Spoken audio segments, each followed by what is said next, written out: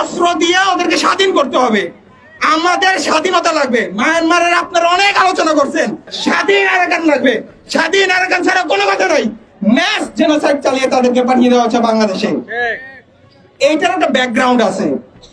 রোহিঙ্গা হত্যা চালানোর আগে 2012 সালে একটা লিটমাস টেস্ট পেপার করছে যে বাংলাদেশ, আমরা যদি এখন একটা রোহিঙ্গা জেনোসাইড চালাই, বাংলাদেশের জনগণ বাংলাদেশ সরকার থেকে কি ধরনের ফিডব্যাক আসতে পারে? কোনো ফিডব্যাক আসেনি। 2016 সালে যখন রোহিঙ্গার উপর জেনোসাইড চালানো হলো, বাংলাদেশের জনগণ বাংলাদেশ সরকার মায়ানমার সরকারকে কোনো ফিডব্যাক দিতে পারে নাই। তারপর মায়ানমার সরকার চীন এবং ভারতের হাতে পায়ে ধরছে, যদি আমরা একটা ম্যাস জেনোসাইড চালাই, বাংলাদেশ কি ধরনের ফিডব্যাক দিতে পারে, বাংলাদেশ জনগণ থেকে কি ধরনের ফিডব্যাক আসতে পারে। ইন্ডিয়ান সরকার শেখ হাসিনার সরকারকে ম্যানেজ করে মায়ানমার সরকারকে জানাইছে তোমরা যা ইচ্ছা করো, আমরা শেখ হাসিনার মাধ্যমে বাংলাদেশকে ডাউন করবো, তারা কোনো ব্যবস্থা নিবে না। এরপর 2017 সালের 3 মাস তারা হচ্ছে সেনাবাহিনী এবং আরাকান আর্মি না, ওরা মায়ানমারের জনগোষ্ঠী না, ওরা হচ্ছে বাংলাদেশের পার্বত্য চট্টগ্রামের উপজাতি, অনেক উপজাতি। মায়ানমার আর্মির আরাকান আর্মির 40,000 বর্তমানে অ্যাক্টিভ সদস্য আছে। এর ভিতরে 20,000 সদস্য হচ্ছে কুকি চীনের, ইউপিডিএফ এর, জেএসএস এর, পার্বত্য চট্টগ্রামের। আমি নাইক্ষ্যংছড়ি গেছিলাম, দুমবুর সীমান্তে গেছিলাম। নাইক্ষ্যংছড়ি উপজাতিদের যে ফ্যামিলি, প্রত্যেকটা ফ্যামিলি থেকে তরুণরা গেছে আরাকান আর্মিতে যোগদান করতে। এরা আরাকান আর্মিতে যোগদান করে রোহিঙ্গাদের ঘর বাড়ি লুট করছে, রোহিঙ্গাদের মা বোনদেরকে ধর্ষণ করছে, যা ইচ্ছা তাই করছে। রোহিঙ্গারা কিন্তু সবাই একদম পুর না। পুর কারা? যারা বর্তমানে কুতুবালং রোহিঙ্গা ক্যাম্পে আছে, ওরা পুর।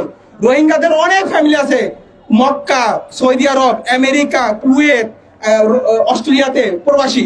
এই প্রবাসী বিভিন্ন দেশে প্রবাসী রোহিঙ্গা আছে। এই রোহিঙ্গাদের ফ্যামিলি যারা হচ্ছে কুতুবালং ক্যাম্পে আসছে, ওরা সামহাও ঢাকা এবং চট্টগ্রামে ভালো আছে, কিন্তু কুতুবালং এ তারা আছে যারা হচ্ছে তাদের টাকা পয়সা নেই, তাদের আত্মীয় স্বজন প্রবাসী না। তো এই রোহিঙ্গা এদের ঘর বাড়ির লোভে, এদের আর্থ সম্পদের লোভে এই বাংলাদেশের উপজাতিরা ওইখানে গিয়ে যুদ্ধ করে রোহিঙ্গাদেরকে হত্যা করে বাংলাদেশে পাঠিয়েছে, ওদের ঘর বাড়ি সব লুটপাট করে ওরা থাকতেছে। এখন সমাধান কি? সমাধান কিন্তু আমাদের মেজর জিয়াও দেওয়া গেছে। মেজর জিয়া দিয়ে গেছে হচ্ছে অস্ত্র দিয়ে ওদেরকে স্বাধীন করতে হবে। আমাদের স্বাধীনতা লাগবে। মায়ানমারের আপনারা অনেক আলোচনা করছেন, এই নোবেল প্রাইজের লোভে শেখ হাসিনা অনেক আলোচনা করছে, কোনো ফলপ্রসূ হয় নাই। গত 1 বছর ধরে ইউনূস সরকার প্রচুর আলোচনা করতেছে, কোনো অ্যানসার নাই।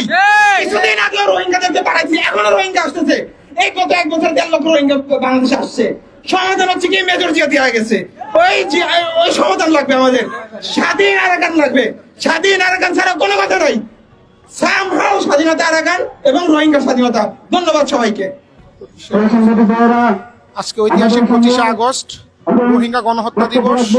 রোহিঙ্গা গণহত্যা, রোহিঙ্গারা মুসলিম, রোহিঙ্গারা বাংলা ভাষী, রোহিঙ্গারা 1971 সন থেকে শুরু করে এর পূর্বে এবং পরের যত ইতিহাস আছে বাংলাদেশের পাশে ছিল, বাংলাদেশের মুসলমানদের পাশে ছিলেন এবং এখনো আছে। এখন আমরা তাদেরকে আশ্রয় দিয়েছি, কিন্তু একজন মানুষ তার মাতৃভূমি, তার জন্মভূমি, তার পিতৃভূমি ছেড়ে অন্য দেশে থাকা, এটা তার জন্য কোনো স্বাধীনতা না, তারা পরাধীন।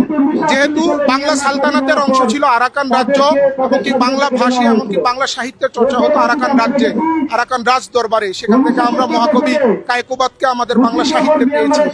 আমরা বাংলাদেশের মুসলমানরা, পৃথিবীর যেখানেই মুসলমানরা নির্যাতিত হয়, তাদের নির্যাতিত মুসলমানদের পক্ষে কথা বলি, সকল নির্যাতনের বিরুদ্ধে আমরা কথা বলি। কিন্তু আমাদের একদম পাশে, আমাদের প্রতিবেশী, আমাদের ভাই রোহিঙ্গা মুসলিম যারা গণহত্যার শিকার হয়েছে, তাদের পাশে আমাদের সর্বপ্রথম দাঁড়াতে হবে। সেটা আমাদের ইমানের দায়িত্ব একজন মুসলমান হিসাবে।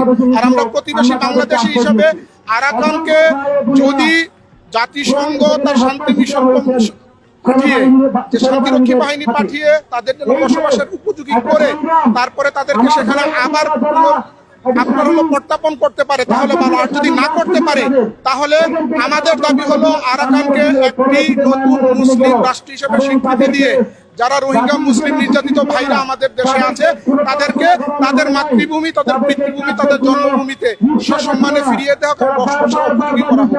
আমরা এই দাবিতে আজকে হলো মার্চ ফর রোহিঙ্গা করতেছি। ধন্যবাদ।